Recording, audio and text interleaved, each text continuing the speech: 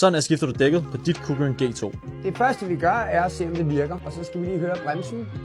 Oh my god. Vi skal have 3 gode dækjern, en 21'er, 5'er Umbraco og en 4 Umbraco, og så en strip. Starter med at afmontere skærmen.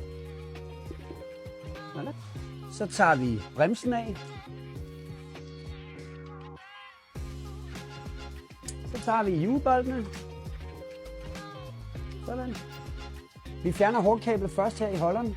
Den sidder herinde bag på den her model her. Sådan her, så løst. Så tager vi hjulet ud her på siden. Så skal vi have afmonteret bremseskiven. Så er det nok. Så lægger vi den pænt på bordet. Så tager jeg lige og skubber den væk fra kanten hele vejen rundt ind mod midten.